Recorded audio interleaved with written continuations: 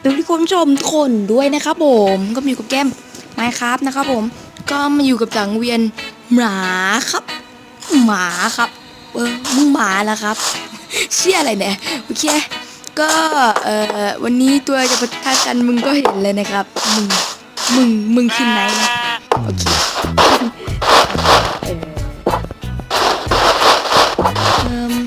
ก็มันก็ปะทะซอมบี้นะครับผมใครจะชนะก็มาดูกันนะรอบแรกนะครับผมยุบใครนะใครนะก็เลยเท่าไหร่เดี๋ยวขอเวลาเคลียร์ฆ่ามันก่อนนะครับผมโอเคครับแล้วอยู่กันรอบที่2นะครับผมบิ๊กซอมบี้ประมาณตะกะมึงสนุกไหมไก่โอเคก็กะประมาณกี่ตัวดีวะ10 ตัวเนาะ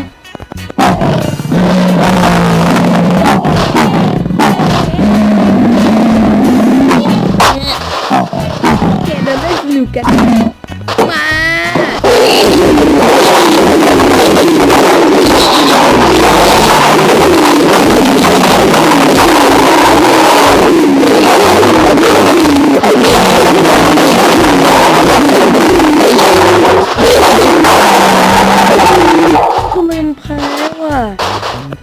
ไม่ธรรมดา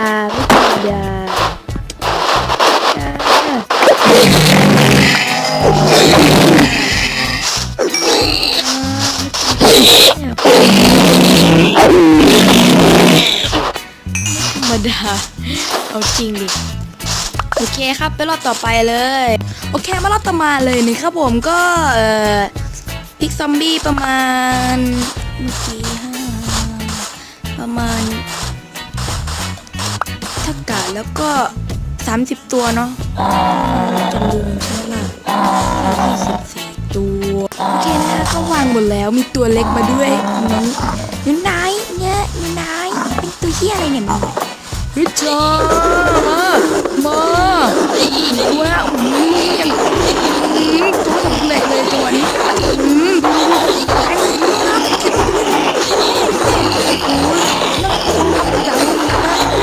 ไม่เสร็จครับเนี่ย5 ตัวครับตอนนี้ตัวน้อยก็ยังอยู่นะนี่โอ้โห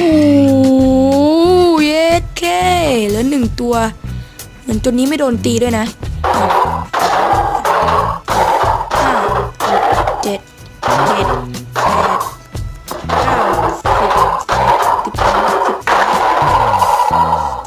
7 7 คูณ 13ครับเย็ดแค่เลือดเหลืออย่างเยอะเหลือ90 กว่าฮะโอ้โหมันไม่โดนตีว่ะเยี่ยมเลยโอเคครับผู้ชนะก็เป็นซอมบี้ผีถุยใหญ่ไอรอนโกเลมนะคือ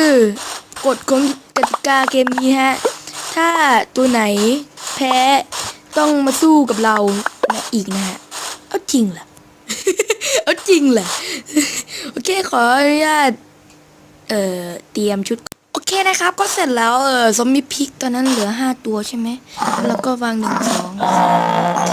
5โอ้เย็ดแม่ตัวใหญ่หมดเลยอย่าตีกูก่อน